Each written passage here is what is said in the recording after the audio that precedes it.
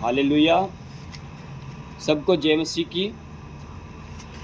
और आज हम सभी भाइयों को नए साल की हैप्पी न्यू ईयर, नए साल का बहुत बहुत बधाई हो। और आज हम प्रभु के बारे में कुछ चंद बातें देखते हैं। प्रभु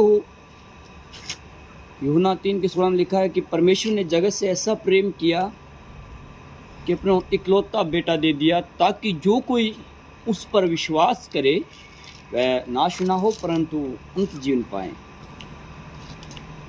परमेश्वर ने, पहला नंबर, परमेश्वर ने, यहाँ किसी मनुष्य के बारे में नहीं कह रहा कि किसी मनुष्य ने किसी से प्रेम किया हो। यह मनुष्य का तो प्रेम हमेशा स्वार्थी है। मनुष्य किसी से प्रेम करता है तो किसी न किसी बात का उसके अंदर स्वार्थ छिपा होता है। लेकिन परमेश्वर ने जगत से ऐसा प्रेम किया। किससे? जगत से। जगत माने दुनिया से, संसार के इस लोगों से ऐसा प्रेम किया कि अपने इकलौते बेटे मसीह यीशु को दे दिया। अब परमेश्वर ने जगत से प्रेम किया, अपना इकलौता बेटा दे दिया, ताकि जो कोई विश्वास करे। अब विश्वास कौन विश्वास करे? जो कोई, जो भी, ठीक है। क्योंकि भाई बंधु कहते हैं कि मसीह जो है बाहरले कंट्री का है, विदेशों का धर्म है। लेकिन यहाँ यूहन्ना 3:16 में कहता है कि जो कोई उस पर विश्वास करे वह नाश नहीं होगा, अनंत जीवन पाएगा। तो परमेश्वर ने जगत से प्रेम किया, अपने इकलौता बेटा दे दिया, ताकि जो कोई भी किसी कंट्री का, किसी मजहब का, किसी भी मतलब रिलीजन का हो, लेकिन जो परमेश्वर के बेटे मसीह यीशु पर विश्वास करेगा वह अनंत जीवन पाएगा। अब मसीह यीशु परमेश्वर का पुत्र कैसे है? कई लोग बहुत से वीडियो में कमेंट करते हैं, कहते हैं सन ऑफ गॉड, ईश्वर का कोई बेटा हो ही नहीं सकता। खास कर तो ये मुस्लिम जाति है, वो कहती है हमारा अल्लाह का कभी क्या बेटा नहीं होता। हाँ, अल्लाह का कभी बेटा नहीं होता, ठीक है। अल्लाह ने ये भी नहीं कहा ना कि अल्लाह ने कभी जगत से ऐसा प्रेम किया। या यहोवा परमेश्वर कहता है, तो यहोवा परमेश्वर ने जगत से ऐसा प्रेम किया कि अपना इकलौता बेटा दे दिया, ताकि जो कोई उस पर विश्वास करे वह नाश न हो।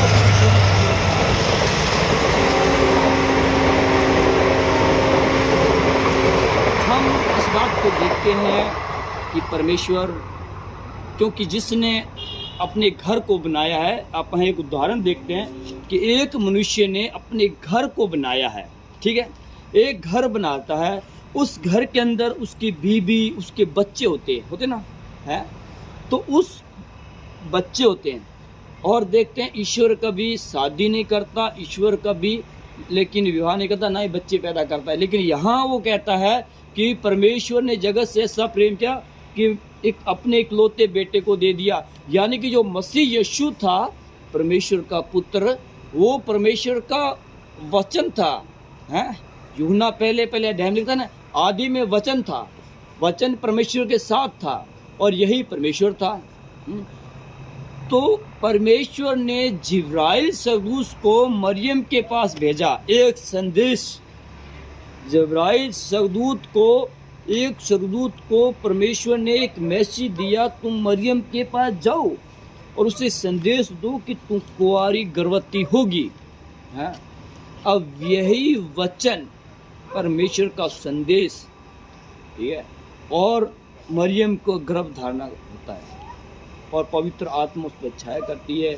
या इस तरह परमेश्वर के हुक्म से, परमेश्वर के वचन से, परमेश्वर के द्वारा एक पुत्र उत्पन्न होता है, बगैर रिलीजन के, बगैर सारी संबंध से, बगैर किसी विवाह के, लेकिन परमेश्वर के हुक्म से। तभी तो आगे वचन में लिखा है, यूहन्ना के आगे अध्याय में कहता है कि पर वचन देहधारी हुआ। क्या हुआ? पहला कौन था? युवा परमेश्वर वचन था। अब यही वचन सरदूत को मैसेज देता है, वही जाकर मरियम को सुनाता है और वही वचन मरियम की कोख में आता है। वचन देहधारी होता है। इसी तरह से तभी यूहन्ना सुराम कहता है कि परमेश्वर ने जगत से ऐसा किया कि अपने, और वही वचन परमेश्वर का पुत्र बन जाता है। तो मसीह यीशु शरीर में पुत्र, आत्मा में परमेश्वर, बस दो ही बात है। हमारे अंदर किसकी आत्मा है? परमेश्वर की। तो शरीर में पुत्र, आत्मा में परमेश्वर। और कुछ ये दुनिया जानती सब भी है कि हाँ परमेश्वर सच्चा है, परमेश्वर विवाह नहीं करता, परमेश्वर स्वयं धरती पर आया, ठीक है। तो इसी तरह परमेश्वर ने जगत से ऐसा प्रेम किया कि इकलौता बेटा दे दिया।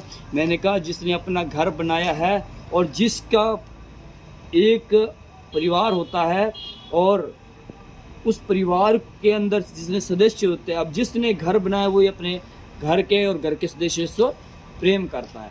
और मनुष्य में एक उदाहरण दे रहा हूँ, मनुष्य विवाह करेगा, विवाह करके बच्चे पैदा करेगा, फिर अपने बच्चों से प्रेम करेगा।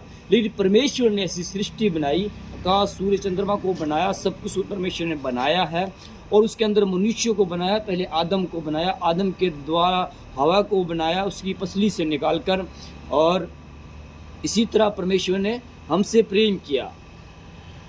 परमेश्वर इसी कारण से हम परमेश्वर हमसे प्रेम करता। आदम से नूह तक, नूह से इब्राहिम तक, इब्राहिम से दाऊद तक, दाऊद से मूसा तक परमेश्वर ने लंबा चौड़ा सफ़र निकाल कर मसीह यीशु, दाऊद से सुलेमान, सुलेमान के बाद मसीह यीशु आता है। तो मसीह यीशु आता है, जगत से प्रेम करता है और हमारे लिए दुख उठाता है, कष्ट उठाता है, निंदा सहता है और क्रूस पर प्राण देता है और मारा जाता है और तीसरे दिन मुर्दों में से जी उठता है। हे भाइयों, मैं एक बात है, मेरे इस मैसेज के अंदर कुछ वचनों के अंदर कोई कमी घटी हो तो क्षमा करना, क्योंकि मैं वचन जो है बगैर बाइबल को देखे ही दे रहा हूँ ना। वैसे ये बात, जो बातें लिखी है बाइबल के अंदर लिखी है, सब बातें जो मैं बोल रहा हूँ बाइबल के अंदर लिखी है। इस वक्त मेरे पास बाइबल नहीं है, तो इसलिए मैं एक वैसे आपको वीडियो बनाकर बता रहा हूँ कि परमेश्वर जो है सच्चा है, जीवित है और त्रिएक है।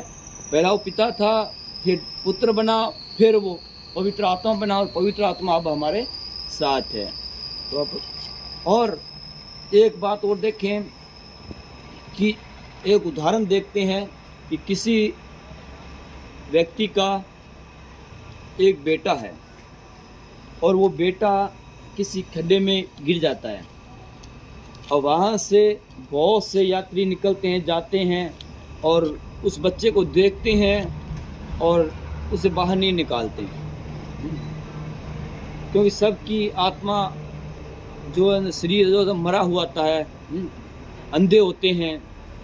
तो बाप को पता चला, समाचार मिला कि आपके बेटा जो है खड्डे में गिरा हुआ है, और बाप दौड़ा दौड़ा जाता है, बच्चे को निकालता है और बच्चे को देखता है कहीं चोट फोट नहीं लगी और पूछता है कि बेटे आपके कहीं चोट तो नहीं लगी।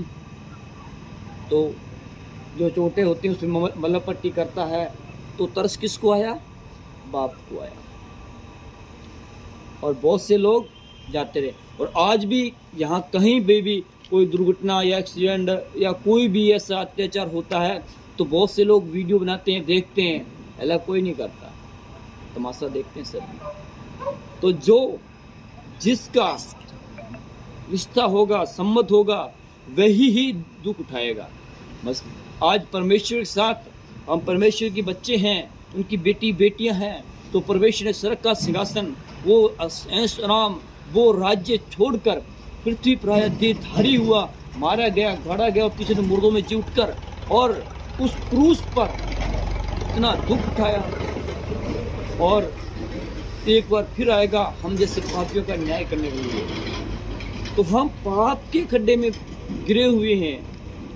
बहुत से आए तो थे, नबी आए होंगे, संत आए होंगे और बहुत से बड़े बड़े जो अपने आप को शास्त्री, जो फरीसी और हिंदुओं में बहुत से संत महात्मा आए होंगे, लेकिन किसी ने सब हर एक मनुष्य अपनी ही बढ़ाई चाहता है, अपनी ही महिमा चाहता है, अपनी ही तारीफ चाहता है। लेकिन इस पृथ्वी पर एक ऐसा मनुष्य है जो अपनी तारीफ नहीं चाहा, बल्कि उसने परमेश्वर पिता की तारीफ की। उसने कोई गलत नहीं कहा, उसने हमें बिछड़े हुए पिता से मिलाया। उसने कहा परमेश्वर आपसे बहुत प्रेम करता है? आप विश्वास करो, मुझ पर विश्वास करो, उसने मुझे भेजा है। वचन में बहुत बार लिखा हुआ है उसने मुझे भेजा है। इसलिए हम धन्यवाद करते हैं परमेश्वर का।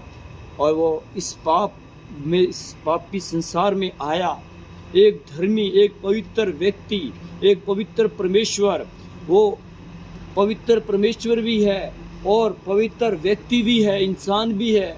वो एकदम हमारी तरह मनुष्य बनकर, उसके अंदर सामर्थ्य शक्तियाँ थी, अपने आप को शून्य कर दिया और हमारी तरह सोचने था, हमारी तरह खाता था, हमारी तरह लेटता था, लेकिन अपने आप को संपूर्ण रीति से मनुष्य समझा। परमेश्वर होकर भी उसने अपने आप को मनुष्य समझा। क्या आप जान नहीं सकते?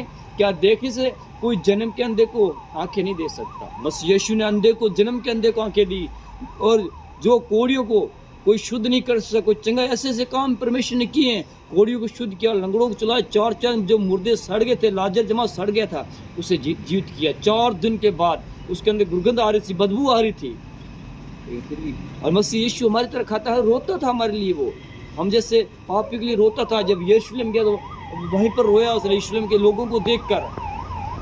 इसलिए प्रभु भाइयों, मसीह यीशु पर सवाल उठाना बंद करो और मसीह यीशु की ओर देखो, उसके कार्यों को देखो, उसके प्रेम को देखो, उसके जीवन को देखो। क्या ऐसा जीवन किसी ने जिया है? क्या कि ऐसा जीवन किसी का है? सब मर गए, सब मरे हैं और कब्र में पड़े हैं, कोई जीवित नहीं। और जीवित सिर्फ एक ही है, मसीह यीशु। और एक कल की वीडियो में मैं कल वीडियो बनाऊंगा, अगली वीडियो में बताऊंगा आपको कि एक भाई जो अभी आया है नया, पहले पता नहीं मुसलमान था, फिर हिंदू बना, और अभी एक पास्टर को पूछ रहा है मसीह यीशु कैसे पैदा हुआ, बाइबल में क्या लिखा है, उसके बारे में बताऊंगा मैं। मसीह यीशु कैसे पैदा हुआ यार, विश्वासी सब जानते हैं। हे भाइयों, हमारा मसीहत में ऐसा किसी में फूट मत डालो, सबसे प्रेम करो। तो धन्यवाद करते हैं, बहुत बहुत धन्यवाद के साथ सब भाई को जय मसीह की, और गॉड ब्लेस यू। परमेश्वर को आप आशीष दे। धन्यवाद करते हैं, और आगे इस वीडियो को शेयर करें। और भाई आपका बहुत बहुत धन्यवाद। तब धैर्य की इस वचन को सुने और परमेश्वर की महिमा पाएं। धन्यवाद। प्रार्थना मसीह यीशु के नाम में, आमीन।